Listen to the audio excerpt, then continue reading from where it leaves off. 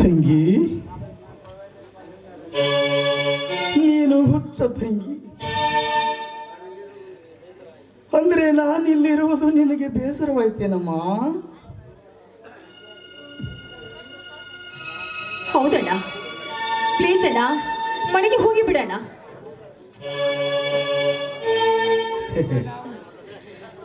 ನಾನಿಲ್ಲಿರುವುದು ನಿನಗೆ ಬೇಸರವಾಯ್ತೇನಮ್ಮ? ಹಾಗಲ್ಲಣ್ಣ, ಇದು ಸ್ಮಶಾನ.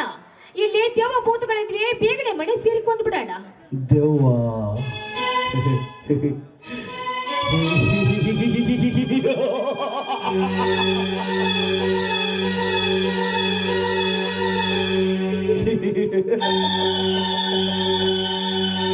ಭೂತ?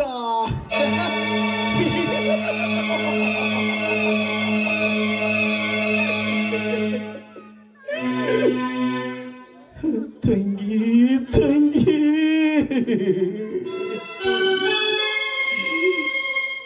ಈ ಹುಚ್ಚನ ಕಣ್ಣಿಗೆ ಕಾಣುವುದು ಒಂದೇ ಒಂದು ನಿನ್ನ ಚಿತ್ರ ಮಾತ್ರವಮ್ಮ.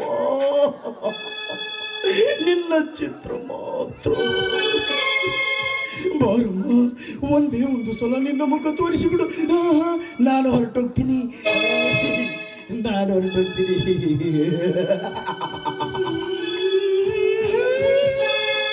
ಆಯ್ತಣ್ಣ, ಏನೇನ ಗೋಳ್ ನೋಡ್ಲಾರ್ದೆ ಈಗಲೇ ನಾನು ಬರ್ತಾ ಇದ್ದೀನಣ್ಣ.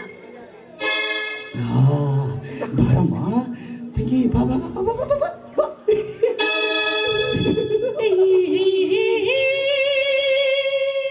ಅಣ್ಣ ಅಣ್ಣ ಅಣ್ಣ ಅಣ್ಣ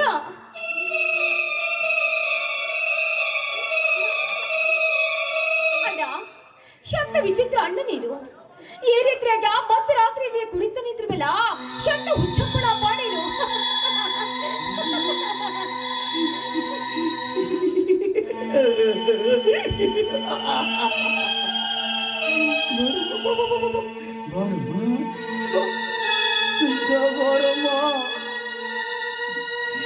ಒಂದೇ ಒಂದು ಸಲ ಈ ನಿನ್ನ ಅಣ್ಣನ ಮಡಿಲಲ್ಲಿ ಮಲಗುವಾಗ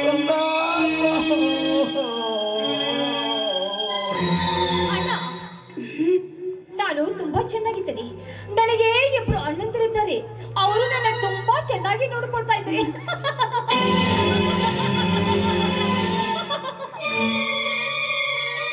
ತಂಗಿ, ಅವರ ಹೆಸರು? ಒಬ್ಬ ರವಿ, ಇನ್ನೊಬ್ಬ ಚಂದ್ರ. ಅವರು ನಿನ್ನನ್ನು ಚೆನ್ನಾಗಿ ನೋಡ್ಕೊಳ್ತಾರೆ ನಮ್ಮ? ಹೌದಣ್ಣ, ಅವ್ರು ತುಂಬಾ ಚೆನ್ನಾಗಿ ನೋಡ್ಕೊಳ್ತಾರೆ. ಈಗಿನ ಹಠ ಮಾಡಬೇಡ, ನೀನು ಮನೆಗೆ ಹೋಗಿ ನಿದ್ದೆ ಮಾಡು. ಹೋಗಣ್ಣ ಹೋಗಣ್ಣ. ತಂಗಿ, ಮನೆಗೆ ಹೋದ್ರು ನಿದ್ದೆ ಬರುದಿಲ್ಲ. ಅಣ್ಣ, ಎಷ್ಟೊಂದು ಹಠ ಮಾಡ್ತಾ ಇದೀಯಾ? ಹೋಗಣ್ಣ.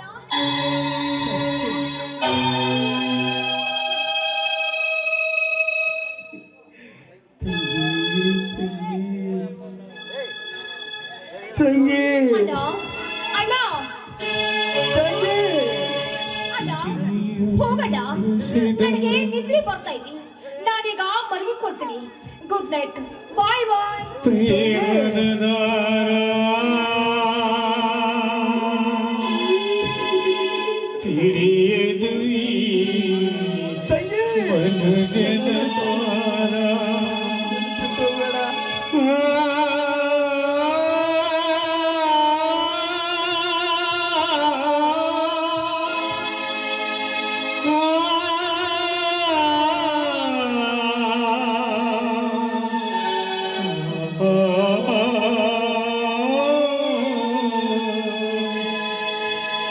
ದೇವರು ಹಸಿದ ಪ್ರೇಮದ ದಾರ ತಿಳಿಯದು ಇಂದು ಹಾರದ ಧವಳ.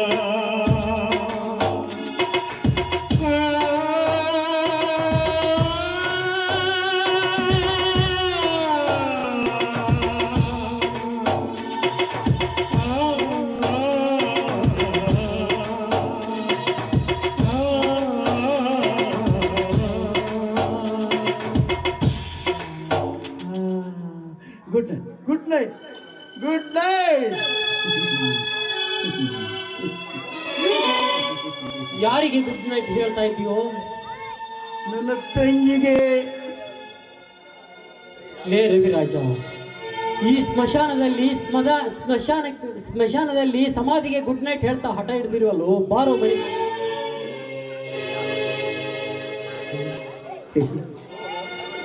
ಯಾರು ನೀನು? ಮುಟ್ಬೇಡ ನನ್ನನ್ನು. ಹೋಗಲೇ, ಸುಮ್ಮನೆ ನಮ್ಗೆ ಯಾಕೆ ತೊಂದರೆ ಕೊಡ್ತೀರಿ? ಯಾಕೆ ತೊಂದರೆ ಕೊಡ್ತೀರಿ ನಮ್ಗೆ?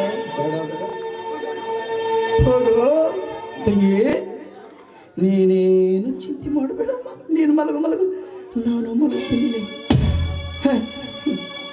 ಇಂಥ ಹಲಕ ನಾಯಿಗಳ ಕಾಟ ನಮ್ಗಿದ್ದಿದ್ದೆ ಅಮ್ಮ, ನಮ್ಗಿದ್ದಿದ್ದೆ. ತಂಗಿಯೇ ನನ್ನ ಮುದ್ದು ತಂಗಿಯೇ, ಅನ್ನನ ಬೆನ್ನಿನ ಕೂಸು ಮರಿ ಬೊಂಬೆಯೇ, ಮನ್ನಿಸು ಇಲ್ಲವೇ ನಂದಿಸು, ಮನ್ನಿಸು ಇಲ್ಲವೇ ನಂದಿಸು.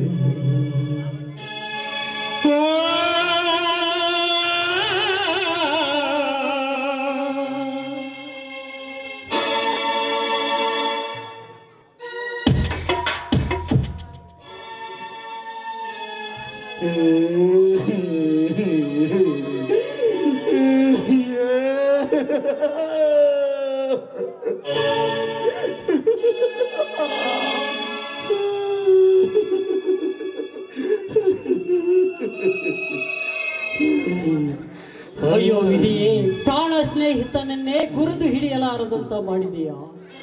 ಎಷ್ಟೊಂದು ವಿಚಾರ ಮಾಡಿ ಬರೆದಿಯಪ್ಪ ನಮ್ಮಿಬ್ಬರ ಹಣೆಯ ಪರವನ್ನ. ನ್ಯಾಯವನ್ನು ಕಂಡರೆ ಸಿಡಿದೇಳುವ ಈ ಹುಲಿಗೆ ಹುಚ್ಚು ಹಿಡಿಸಿದೆಯಾ? ಅಯ್ಯೋ ತಂದೆ ಮಾರುತೇಶ್ವರ, ಕಣ್ತೆರೆದು ನೋಡಪ್ಪ. ಸ್ಮಶಾನದಲ್ಲಿ ತನ್ನರಿವಿಲ್ಲದೆ ಈ ಹುಚ್ಚ ಹುಲಿ ಹೇಗೆ ಬಿದ್ದಿದೆ ಎಂದು.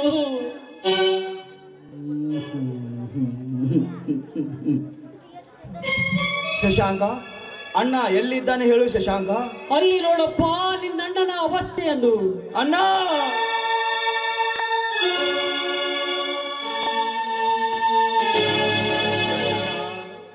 ಎದ್ದೇಳಣ್ಣ, ನಾನು ನಿನ್ನ ತಮ್ಮ ಬಂದಿದ್ದೇನೆ, ಎದ್ದೇಳಣ್ಣ. ಅಣ್ಣ, ಎದ್ದೇಳಣ್ಣ, ಎದ್ದೇಳಣ್ಣ. ಶಶಾಂಕ, ನಮ್ಮಣ್ಣನ ಪರಿಸ್ಥಿತಿಯನ್ನು ನನ್ನ ಕಣ್ಣುಗಳಿಂದ ನೋಡಕ್ಕಾಗ್ತಾ ಇಲ್ಲ ಶಶಾಂಕ, ನೋಡಕ್ಕಾಗ್ತಾ ಇಲ್ಲ. ಹೌದು ರಣಜಿತ್, ಹೇಗಿದ್ದವನು ಹೇಗಾಗಿ ಬಿಟ್ಟಿದ್ದಾನೆ. ಇವನು ನಡೆಯುತ್ತಿದ್ದರೆ ಹುಲಿಯಾಗಿ ಗರ್ಜಿಸುತ್ತಿದ್ದ. ಹುಲಿ ಅಂತವನು ಈಗ ತನ್ನೆಲ್ಲ ಶಕ್ತಿ ಕಳೆದುಕೊಂಡು ಇಲಿಯಾಗಿ ಬಿಟ್ಟಿದ್ದಾನೆ ರಣಜಿತ್, ಇಲಿಯಾಗಿ ಬಿಟ್ಟಿದ್ದಾನೆ.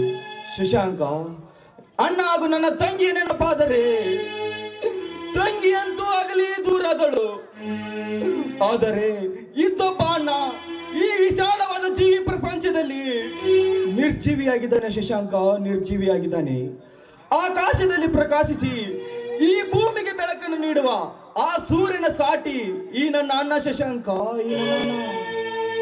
ಹೌದು ರಣಜಿತ್, ನೀನು ಹೇಳುವ ಮಾತು ಅಕ್ಷರ ಸಹಿತ ಸತ್ಯ. ಸತ್ಯದ ಸತ್ವನ ಹೊತ್ತು ತಿರುಗುವ ಸತ್ಪುರುಷ ಈ ರವಿರಾಜ ರಣಜಿತ್.